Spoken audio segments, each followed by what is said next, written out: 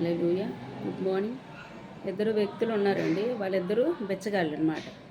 వాళ్ళు ప్రతిరోజు అడుక్కుంటూ ఉండేవారు. అయితే ఆ ఊర్లో రాజుగారు ఏం చేశారంటే ప్రతి ఒక్కరికి విందు చేద్దామని చెప్పేసి ఆ ఊర్లోని ప్రతి ఒక్కరిని పిలిచి భోజనానికి ఆహ్వానిస్తారు. ఈ బిచ్చగాళ్ళు కూడా అదే ఊర్లో ఉంటున్నారు కనుక వాళ్ళు కూడా రాజుగారి యొక్క ఆహ్వానము అందుతుంది అన్నమాట. వాళ్ళు కూడా వెళ్ళి భోంచేస్తారు. భోంచేసినప్పటికీ ఈ ఇద్దరు బిచ్చగాళ్ళలోన ఒక వ్యక్తి రాజు దగ్గరికి వచ్చి ఏమంటారంటే, రాజుగారు అండి, ఈరోజు మీ దయ వల్ల నేను కడుపు నిండా అన్నం తిన్నాను, థ్యాంక్స్ అండి అని చెప్పేసి, మీరే దేవుడండి అని పొగుడుతాడనమాట. రెండో బిచ్చగాడు వచ్చి ఏం చేస్తాడంటే రాజుగారి దగ్గరికి వచ్చి, రాజుగారండి, ఈరోజు దేవుడి దయ వల్ల నేను కడుపు నిండా ఆహారం తిన్నాను అని చెప్పి ఆ రెండో బిచ్చగాడు రాజుగారి దగ్గరికి వచ్చి మాట్లాడుతాడు. అయితే మరి రాజుగారు భోజనం పెట్టిన తర్వాత కొన్ని గిఫ్ట్లు అంటే ఇస్తారు కదా. మొదటి వ్యక్తికి గిఫ్ట్ ఏమైనా ఇచ్చారంటే కర్బూజ్ అనమాట.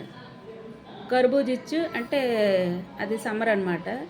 అందులో ఇస్తూ రాజుగారు ఏం చేశారంటే కొంత ధనాన్ని బంగారాన్ని అందులో పెట్టి ఆయన కానుగా ఇచ్చి పంపిస్తారు. అందులో ఉన్నట్టుగా బెచ్చగాడికి తెలియదు. అదేదో తినేదే అనుకుంటాడు, ఆ కర్బూజ్ అనుకుంటాడు. ఆ బెచ్చగాడు వెళ్ళిపోతాడు.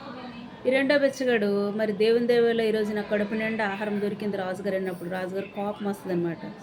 నేను ఆహారం పెట్టి నేను ఫుడ్ పెడితే ఈయనంచి దేవుని దయ్య అంటున్నాడని చెప్పి రాజుగారు కోపం వచ్చి రాజుగారు ఏం చేస్తారంటే కొంత చిల్లరి ఇచ్చి రెండో బెచ్చగాడికి పంపిస్తారు. ఇద్దరూ వెళ్ళిపోతారు. రెండో పూట ఇద్దరికి ఆకలేస్తుంది. ఆకలేసినప్పుడు ఈ కర్బూజా ఆయన ఏం చేస్తాడు, ఎంతోటి నేనేం చేసుకుంటాను ఈ పుచ్చకాయని అని చెప్పి ఎదురుగా ఒక బండి వస్తుంది అనమాట. వాళ్ళు కూడా ఈ పుచ్చకాయల బండి అమ్ముతాడనమాట. అతను కూడా ఆయన దగ్గరికి వెళ్ళి ఏం చేస్తాడంటే, ఏంటి ఈ ఫుల్ అంతా నాకు అవసరం లేదు, అందులో హాఫ్ కట్ చేసి నాకు ఇవ్వండి అంటే ఆయన దగ్గర ఆటోమేటిక్ రెడీగా కట్ చేసింది ఉంటుంది కదా, ఆ హాఫ్ ఇచ్చేస్తాడనమాట. ఆ ఫుల్ అతను తీసుకుంటాడు. ఈలోగా ఏమైంది, ఈ రెండో బెచ్చగాడు దేవుని దయ వల్ల కడుపు నిండిందని అతనికి ఆకలేస్తుంది. సరే నేను కూడా ఒక పుచ్చకాయ కొనుక్కుంటాను ఈ కర్బూజ అని చెప్పి ఆ బండి దగ్గరికి వచ్చి తనకు ఇచ్చిన రాజుగారు ఇచ్చిన చిల్లర ఉంటుంది కదా, ఆ చిల్లరి ఆ బండి ఆయనకి ఇస్తాడనమాట. నాకు ఒక పుచ్చకాయ ఇవ్వండి అని చెప్పి. సరే అని చెప్పి ఆయన అమ్మిన వ్యాపారం ఏం చేస్తాడు, ఆయన ఇచ్చాడు కదా ఓ బిచ్చగాడు పుచ్చకాయ ఫుల్, ఇదేం చేస్తాడు ఇతనికి ఇచ్చేస్తాడనమాట చిల్లర తీసుకున్న తర్వాత ఈయన వెళ్ళి చూస్తాడనమాట.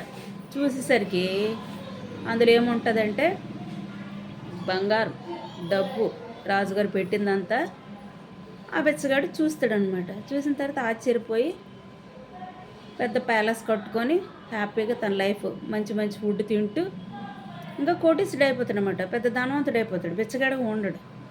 ఒక రోజు రాజుగారు ఏం చేస్తారంటే వేటకెళ్దామని చెప్పి వేటకు వస్తూ ఆ దారిలో పెద్ద ప్యాలెస్ చూస్తారన్నమాట. ఎప్పుడూ లేదు ఇంత పెద్ద ప్యాలెస్, నేను ఎప్పుడూ కూడా చూడలేదు. ఎప్పుడు నేను ఈ దారిలో వచ్చినా కూడా ఇక్కడ కట్టబడలేదు. ఇప్పుడు ఎవరు సడన్గా కట్టారని చెప్పి లోనికి వెళ్దామని చెప్పి రాజుగారు లోనికి వెళ్ళేసరికి రాజుగారు పోల్చుకోలేడు అనమాట బెచ్చగాడిని. బెచ్చగాడిని మాత్రం చూసి రాజుగారిని పోల్చుకొని అప్పుడు అంటాడనమాట, రాజుగారండి, ఒకరోజు మీ ఇంటికి నేను విందుకు వచ్చాను, అందులో మీరు నాకు కొంత చిల్లర ఇచ్చారు. నేను దేవుడి దయ వల్ల నాకు ఈరోజు నాకు కడుపు నిండా అన్నం దొరికింది అన్నప్పుడు మీరు నా మీద కోపగించుకున్నారు. మీ మొక్కలో ఫీలింగ్ నేను చూశాను. నేను భోజనం పెడితే నువ్వు దేవుడు గొప్పవాడు అంటావేటని చెప్పేసి ఈరోజు నేను అంత గొప్పగా అవడానికి కారణము దేవుని వల్లే అని ఆ రాజుగారికి బెచ్చగాడు చెప్పినప్పుడు రాజుగారికి ఆశ్చర్యం వేస్తుంది. ఈ బెచ్చగాడికి నేను చిల్లర ఇచ్చాను కదా, ముందు వచ్చిన బెచ్చగాడు నన్ను పొగిడాడు, రాజుగారు మీ వల్ల నేను ఈరోజు అంతా కడుపు నిండా ఆహారం తిన్నానని చెప్పాడు, నేను అతనికి ఇచ్చాను కదా ఈ బంగారం ఈ డబ్బు ఇదంతా అతని చేతికి ఎలాగొచ్చిందని చెప్పి రాజుగారు ఆశ్చర్యపోతాడు. ఇందులో తెలుసుకోవాల్సిన నీతి ఏంటంటే దేవుడిని తగ్గించుకున్న వారిని హెచ్చిస్తారు, హెచ్చించుకున్న తగ్గించుకుంటారు.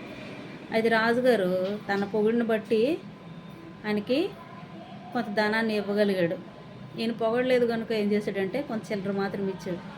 చాలామంది పొగడతలకి పొంగిపోతూ ఉంటారు, తిట్టారు అనుకోండి ఎవరైనా కృంగిపోతూ ఉంటారు.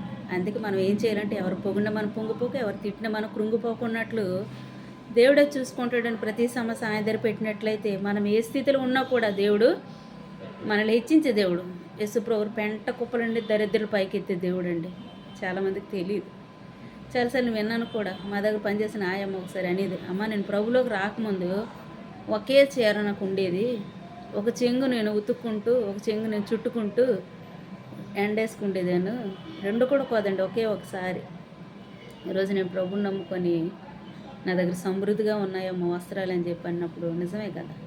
చాలామందికి తెలియదు. యేసుప్రభు వారు సమృద్ధి గల దేవుడు. ఆయన దగ్గరికి వచ్చేవారిని దేవుడు ఏం చేస్తారంటే గొప్పవారుగా చేయగలడు. అది ఆత్మీయ స్థితిలో అయినా కూడా యెహోవా ధనము కంటే మరి సొలొమోను రాజు ప్రభా నాకు జ్ఞానం ఇవ్వండి అన్నప్పుడు దేవుడు ఏం చేశాడంటే నువ్వు శత్రు ప్రాణమైన అడగలేదు, ఐశ్వర్యమైన అడగలేదు, జ్ఞానాన్ని అడుగుతున్నా కనుక నేను నీ జ్ఞానంతో పాటు ఐశ్వర్యాన్ని ఇస్తానని. సొలొమోను ఎందుకు అలాగ అడిగారంటే సొలొమోను రాజు ఒక మనవి చేసుకున్నాడు, ప్రభా నేను కడుపు నిండా ఆహారం తిని ప్రభు ఎవడేమో నిన్ను దూషిస్తానేమో, లేకపోతే ఆకలిగొని నీ నామాన్ని దొంగతనం చేసి నీ నామాన్ని నేను దూషణ పాలు చేస్తానేమో, తగినంత ఆహారం నాకు ఇవ్వండి అన్నప్పుడు దేవునికి ఆ ప్రార్థన నచ్చింది. కొన్నిసార్లు మనం కూడా ప్రార్థన చేసినప్పుడు మనకు నచ్చినట్టుగా అడుగుతాము, దేవునికి నచ్చినట్టుగా మనము జీవించలేము. ఎందుకంటే అది కొంత కష్టంగా ఉంటుంది. ఆయన కూడా దేవుని ఇష్టానికి మనము అందరూ కలిసి బ్రతికినట్లయితే తప్పక మంచి ప్రతిఫలం అనేది దేవుని దగ్గర నుండి వస్తుందండి. ఈ లోక మనుషులు మనకు మార్కులు ఇవ్వకపోవచ్చు, కానీ దేవుడు మనకి తప్పనిసరిగా మన ప్రతి పనిని, మన ప్రతి ఆలోచన, మన ప్రతి హృదయాన్ని ఆయన చూసే దేవుడు. కానీ దాన్ని బట్టి మనకి ఆయన ప్రతిఫలం ఇచ్చే దేవుడు అండి.